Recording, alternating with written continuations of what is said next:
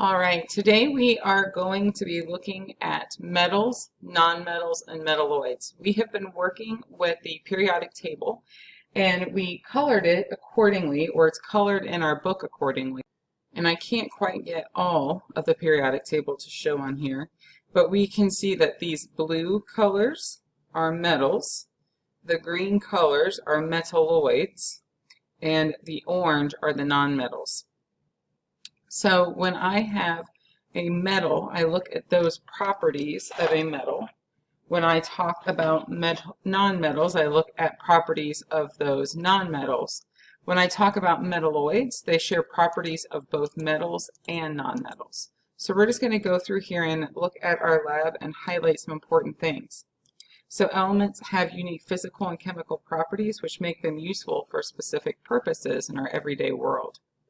All known elements can be classified as metals, nonmetals, or metalloids. So everything on the periodic table falls into one of those categories. And it's done according to the substance's specific physical and chemical properties. So physical properties are properties that can be observed without changing the identity of the substance. So think about if you bend something or smash something or you smell it. So none of those things are going to change those physical properties. Now when I'm talking about chemical properties, those are properties that can only be observed while altering or changing the identity of the substance. And I can see those changes when things bubble. So, you know, the volcano that we talked about last week, the vinegar and the baking soda, when those things bubble, they're changing into something different. So metals and nonmetals are separated by that zigzag that I showed you, or stair-step line in the periodic table. And most elements are classified as metals. We saw that most of the periodic table was blue, or the metals. And they are located to the left of the zigzag line, and there are also those two extra rows at the bottom of the periodic table. So metals are elements that are usually silver gray in color, with the exception of copper and gold. So these are the properties we're going to be looking for when we're testing our elements today. So metals are usually silver gray in color, with the exception of copper and gold. They are a solid at room temperature, except mercury, which is a liquid. And they have a lustrous or shiny appearance and reflect light when polished. If you remember our mystery cubes from the beginning of the year, we had the one that I had to kind of get the oxidation off of. That was the chemical reaction that occurred, and then we could see that it was indeed shiny. Metals can be bent or hammered, which means that they are malleable, and they can be drawn. Drawn means to be pulled out into wire. So like when I get them hot, I can kind of pull them like you would think of like taffy being made. And that means they are ductile. And these are vocab words that we are going to be seeing. So we're going to highlight those in pink. And they are good conductors of heat and electricity. And when we say conductors, that means that they allow the heat or electricity to move through them. And they usually show reaction with acids. That would be looking for a chemical. And they have high melting points, many above 800 degrees Celsius. Now we aren't going to test the above 800 degrees Celsius, but we're going to have some fun with it. The next one that we're going to look at are the nonmetals. Now there are not very many of these. They're to the right of that zigzag line. And nonmetals are usually dull in appearance, do not reflect light. Many of them are brittle, meaning that they are easily broken or crushed. And they therefore cannot be hammered on into sheets like the metals can. And they can't be drawn on into wires like metals can.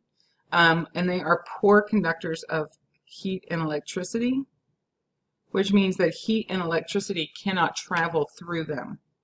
So I can't use them in electrical circuits, and I can't use them in pans that I would use on the stove. I would want things that were metal for that because the electricity and heat can then go through it. They also show little or no reaction with acids and generally have low melting points. At room temperature, nonmetals can exist as either solids or gases, with the exception of bromine, which is a liquid. So if I pick up something and I'm trying to classify it as a metal, I would be looking for these characteristics. And if I could check mark them off, I would say, yep, it's silver gray in color, it must be a metal. Yep, it's, a solid at room temperature, it must be a metal. Yep, it's malleable, I can flatten it out or make it into a wire, it must be metal.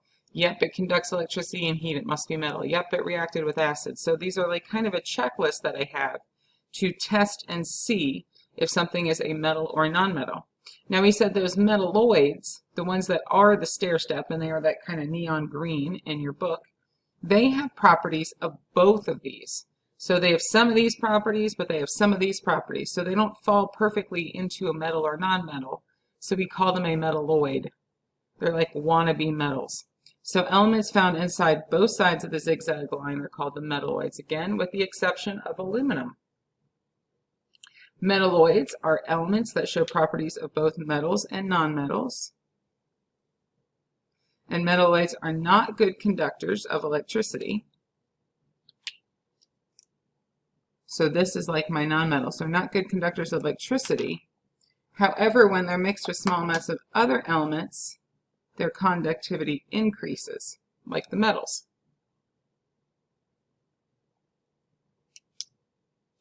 All right, so in this lab, what we're going to do is we're going to test to see. We're going to look at what color is it? Is it shiny? I mean, those things are easy to look at. We're going to see if things are bendable. We are going to see if they are good conductors of electricity, and we are going to check to see if they are reactive with acids in this lab.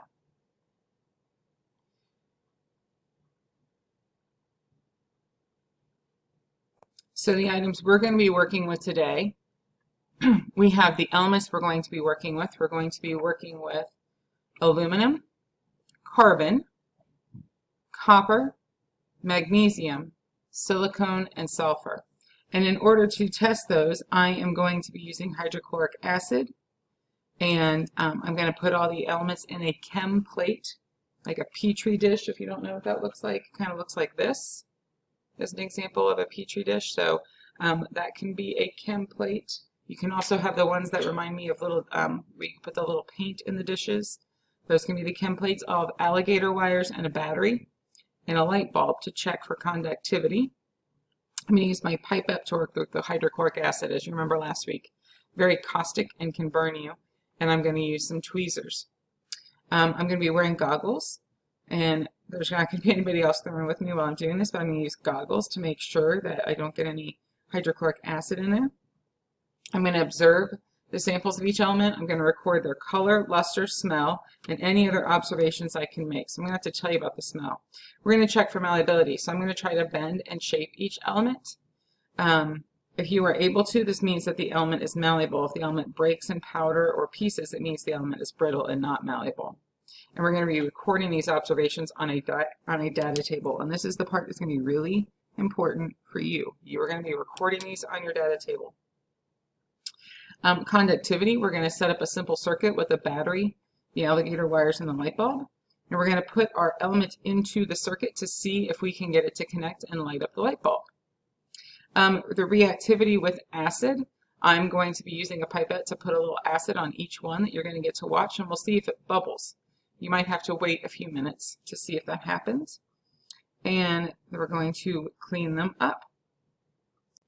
All right, so you're going to pause right here, and you are going to make this data table in your science notebook so that you are ready to record your observations as I explain them.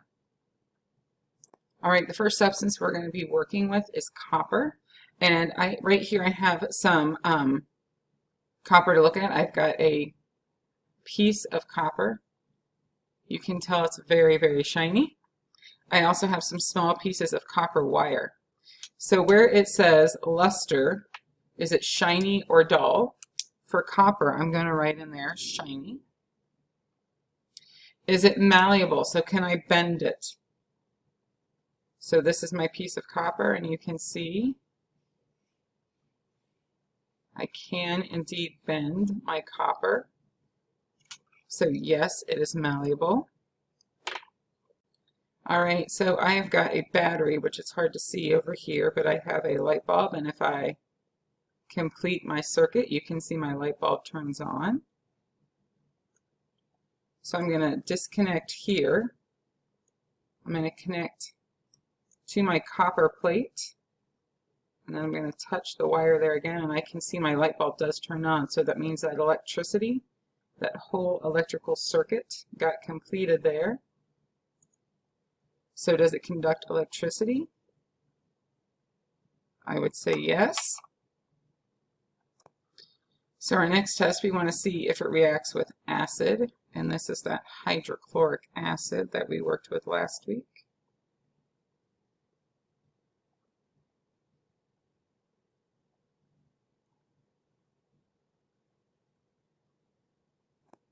All right, so it's hard to see, but it is reacting with the acid. It's like changing the color of the copper, kind of making it start to oxidize. I don't know if you guys can see that very well on there.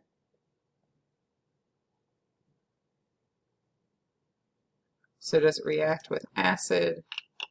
And we would say yes. Any other observations?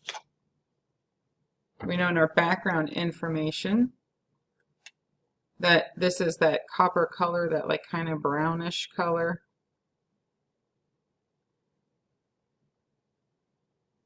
I can tell you that it has no odor to it. There's no scent to it. And you're like, that sounds weird, but we definitely have elements that have a smell to them. So that is not one of them. So that is how we test our first element there. That should be our outcomes. Our next one that we're going to test is sulfur. And I have this in two different places. So I have a piece of sulfur that looks like that. And I also have some sulfur powder there. So we can see that sulfur is not shiny. So I would say that it is dull. It's not malleable. I can't bend it. When I try to bend it, this is what happens. It just powders. So this would be no.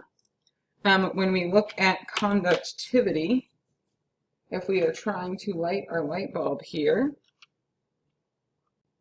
I'm going to put my chunk to it, and then when I touch it, it doesn't light. You can see when I go back over here to just the metal, so I know my light bulb still works, but sulfur does not conduct electricity. So we would say no. And now to see if it reacts with acid.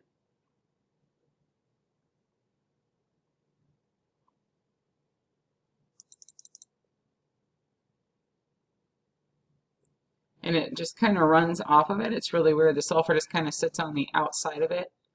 So it does not react with it. And it has kind of a rotten egg smell. It's a wonderful, wonderful odor. Too bad you guys can't experience that, huh? All right, this one is silicon, and I'm sure that you can tell that it's shiny. It is, I can't, like you can see it kind of flakes off when I pick it up, so I cannot make sheets of it. So that would be a no. Conductivity, when we check that. So it does conduct electricity. You're going to find this in your cell phone a lot. So yes on the conductivity.